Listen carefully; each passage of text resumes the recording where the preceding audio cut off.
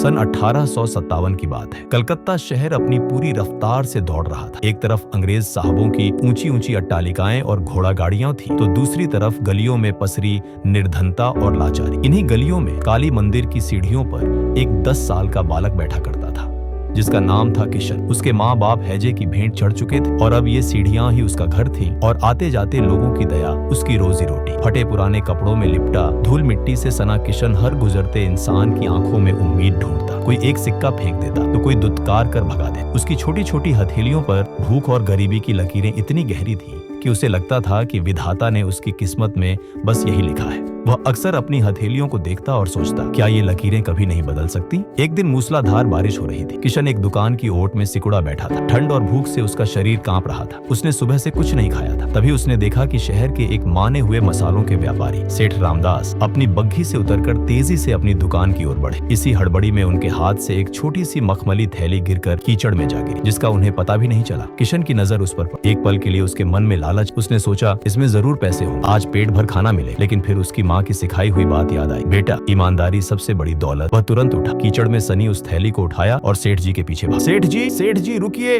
आपकी थैली। सेठ रामदास ने पीछे मुड़कर दे। एक गंदा भीगा हुआ लड़का हाँफता हुआ उनकी ओर आ रहा। उन्होंने उसे ऊपर से नीचे तक दे, लेकिन किशन की आंखों में एक अजीब सी चमक, ईमानदारी की। उसने कांपते हाथों से थैली सेठ जी को थामा। सेठ रामदास ने थैली, उसमें सोने की 5 मोहरें। वह किशन की ईमानदारी से बहुत प्रभावित। उन्होंने एक मोहर निकालकर उसे देनी चाहिए, लेकिन किशन ने सिर हिलाकर मना कर, नहीं सेठ, यह मेरा फर्ज। सेठ रामदास उस छोटे से बच्चे के स्वाभिमान को देखकर दंग रह गए। उन्होंने कहा, तेरा नाम क्या? जी किशन। किशन, क्या तुम काम करना चाहोगे? भीख मांगने से पेट तो भर सकता है, पर इज्जत नहीं मिलती। किशन की आंखों में आंसू आ गए। आज तक किसी ने उससे इतने अपनेपन से बात नहीं। उसने तुरंत हाँ में सिर हिला। उस दिन के बाद किशन की जिंदगी बदल गई। सेठ रामदास ने उसे अपनी मसालों की दुकान पर साफ सफाई के लिए रख लिया। किशन सिर्फ झाड़ू नहीं लगाता था, वह हर चीज को बड़े ध्यान से देखता और सीखता। वह मसालों की सुगंध से उनकी पहचान करना सीख गया। वह बोरियों पर लिखे अक्षर पहचानने की कोशिश करता। उसकी लगन देखकर सेठ रामदास ने उसे पढ़ना लिखना सिखाना शुरू कर दिया। साल बीतते गए। किशन अब एक होशियार नौजवान बन चुका था। उसकी मेहनत और ईमानदारी ने सेठ रामदास का दिल जीत लिया था। अब वह सिर्फ एक नौकर नहीं,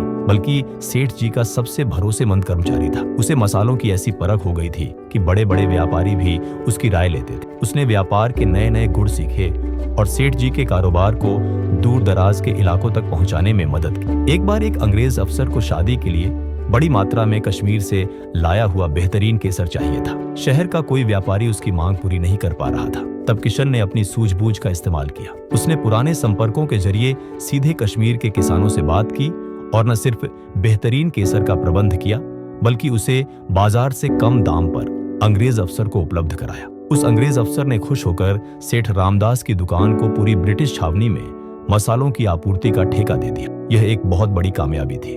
उस दिन बूढ़े हो चुके सेठ रामदास ने किशन को गले लगा लिया और कहा, किशन, आज तुमने साबित कर दिया कि इंसान अपने हाथों में भीख का कटोरा लेकर पैदा नहीं होता, बल्कि अपने कर्मों से अपनी तकदीर लिखता है। आज से यह कारोबार सिर्फ मेरा नहीं, तुम्हारा भी है। 30 साल बाद कलकत्ता शहर में किशन लाल एंड कंपनी मसालों का सबसे बड़ा और सबसे प्रतिष्ठित नाम था। काली मंदिर की सीढ़ियों पर भीख मांगने वाला किशन आज सेठ किशन लाल बन चुका था, जिसके नीचे सैकड़ों लोग काम करते थे। उसकी अपनी घोड़ा गाड़ियां और शहर में एक आलीशान हवेली।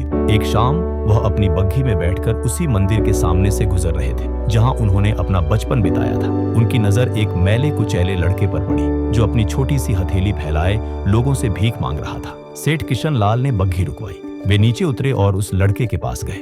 उन्होंने उसकी आंखों में वही बेबसी देखी जो कभी उनकी आंखों में हुआ करती थी। उन्होंने उसकी हथेली देखी जिस पर गरीबी की लकीरें थीं। उन्होंने उस लड़के के कंधे पर हाथ रखा और कहा, हाथ की लकीरों पर मत जा बेटा, ये लकीरें तो मेहनत के पसीने से भी बदल जाती हैं। क्या तुम काम करोगे? उस लड़के ने उम्मीद भरी नजरों से उनकी ओर देखा और हाँ में सिर हिला दिया। सेठ किशन लाल मुस्कुराए। उन्होंने अपनी किस्मत खुद लिखी थी और अब वह दूसरों को उनकी किस्मत लिखने का मौका दे रहे थे। एक शिक्षा, परिस्थितियां चाहे कितनी भी कठिन क्यों ना हो, सच्ची लगन, कड़ी मेहनत और ईमानदारी के बल पर कोई भी व्यक्ति अपनी आर्थिक स्थिति को बदल सकता है। भाग्य हमारे हाथों की लकीरों में नहीं, बल्कि हमारे कर्मों और दृढ़ संकल्प में छिपा होता है।